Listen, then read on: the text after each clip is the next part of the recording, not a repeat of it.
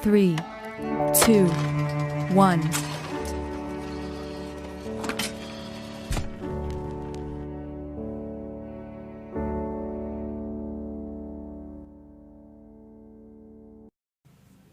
Well, kali ini gue akan membahas alur cerita film Man on a Ledge. So, check it out. Di New York, seorang pria bernama Nick Cassidy check-in ke Hotel Roosevelt dengan nama palsu, Walker. Dia pergi ke kamar hotelnya di lantai 21 dan naik ke balkon siap untuk bunuh diri. Orang-orang di bawah pun berkerumun lalu memanggil polisi. Gak lama kemudian, polisi pun datang. Nah, polisi yang bernama Dante Marcus mengendalikan kerumunan, sementara polisi yang bernama Jack Doherty mencoba berbicara dengan Nick. Tapi, setelah Doherty mencoba berbicara, Nick bilang kalau dia cuma akan berbicara dengan seorang negosiator bernama Lydia Mercer yang sedang cuti setelah gagal menyelamatkan seorang polisi yang ingin bunuh diri di jembatan Brooklyn 1 bulan sebelumnya. Lydia pun tiba di kamar hotel dan mulai mendekati Nick, lalu berhasil mendapatkan sidik jari Nick dari rokok yang mereka bagi, lalu memberikan sidik jari tersebut kepada Doherty. Doherty kemudian meminta rekan polisinya untuk mencari identitas Nick. Dan di sini mereka mengetahui kalau Nick adalah mantan polisi yang ditangkap karena mencuri satu-satunya berlian monarch senilai 40 juta dolar dari seorang pengusaha bernama David Englander. Karena itu, Nick dijatuhi hukuman penjara selama 25 tahun, tetapi melarikan diri dari penjara setelah diizinkan untuk menghadiri pemakaman ayahnya. Setelah berbincang-bincang, Nick akhirnya mengatakan kepada Lydia secara diam-diam kalau dia tidak bersalah dan mengungkapkan kalau Englander sering menyewa polisi untuk melindungi usaha perhiasannya. Nick di sini juga berkata kalau suatu hari saat dia sedang mengawal Englander dan berlian monarchnya, dua orang dengan masker ski memukulnya hingga pingsan. Dan ketika bangun, Englander telah menjebak Nick telah mencuri berliannya. Ini dilakukan Englander supaya dia mendapatkan uang asuransinya. Kenapa? Karena usaha perhiasannya waktu itu sedang bangkrut. Nah, aksi percobaan bunuh diri yang dilakukan Nick ternyata cuma untuk mengalihkan perhatian para polisi. Sementara saudaranya, Joey, dan pacar Joey, Angie, masuk ke lemari besi toko perhiasan milik Englander di seberang jalan. Untuk masuk ke dalam, Joey dan pacarnya perlu meledakkan pintu di atap toko. Karena itu, di waktu yang bersamaan, Nick berpura-pura ingin menjatuhkan diri, sehingga kerumunan orang di bawah berteriak dan menutupi suara bom yang diledakkan oleh Joey. Tujuan Nick dan Joey melakukan hal ini adalah supaya Joey bisa mencuri berlian monarch yang dipakai Englander untuk menjebak Nick, dan kemudian membuktikan kalau Nick tidak bersalah. Situasi pun menjadi cukup sulit, karena Nick harus memandu Joey dan Angie selagi diajak ngomong oleh Lydia. Sementara itu, Doherty yang sudah mendapatkan identitas Nick memberitahu Marcus informasi tersebut. Setelah mengetahui kalau orang di balkon adalah Nick Cassidy, Marcus memerintahkan petugas keamanan toko perhiasan untuk memeriksa lemari besi milik Englander, yang mana sekarang ada Joey dan Angie di sana. Petugas keamanan pun mulai memeriksa lemari besi. Untungnya, Joey dan Angie dapat menghindari mereka dengan bersembunyi di ventilasi langit-langit. Setelah para petugas pergi tanpa menemukan apa-apa, Angie mulai masuk ke ruang lemari besi dan mematikan sensor penginderaan panas, lalu membukakan pintunya untuk Joey. Mereka kemudian berhasil membuka lemari besi dengan membekukan pintunya, tetapi tidak menemukan berlian monarch di dalamnya. Joey kemudian memberitahu Nick, dan di sini mereka terpaksa menggunakan rencana B mereka.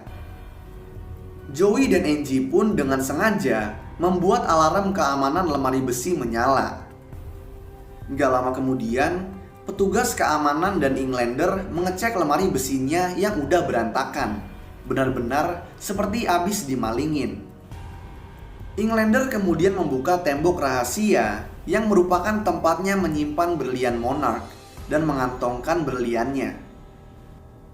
Nah, saat Englander pergi ke kantornya, Joey dan Angie menodongkan pistol kepadanya, memintanya untuk menyerahkan berlian Monarch yang dia pegang, lalu memborgol dirinya sendiri. Englander pun terpaksa menyerahkan berliannya dan memborgol dirinya sendiri. Lalu, Joey dan Angie pun kabur.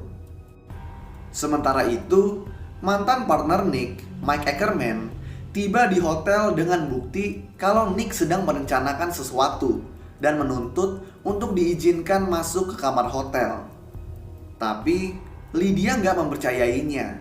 Begitu juga Doherty. Ackerman kemudian mengklaim kalau dia telah menemukan skema bom di unit penyimpanan yang disewa oleh Nick dan yakin kalau Nick akan meledakkan bom tersebut di suatu tempat. Ackerman lalu menelpon Marcus, memberitahu kalau Nick telah memasang bom di hotel dan menyuruhnya untuk memanggil tim penjinak bom.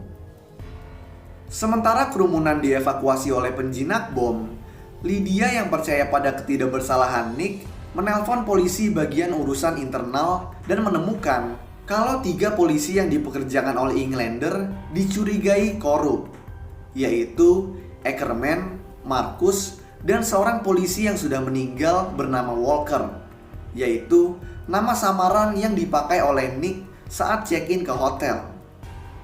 Joey dan Angie pergi memasuki hotel dan menyerahkan tas yang berisi berlian Monarch kepada seorang petugas hotel. Nah, petugas hotel tersebut kemudian mengambil dan mengantongi berliannya. Di sisi lain, Englander menghubungi Marcus yang sebelumnya juga membantunya menjebak Nick dan menyuruhnya untuk menangkap Joey dan Angie, yang mana dia berhasil. Dari sini kita bisa pastikan kalau Marcus memanglah polisi korup yang membantu Englander dalam menjebak Nick.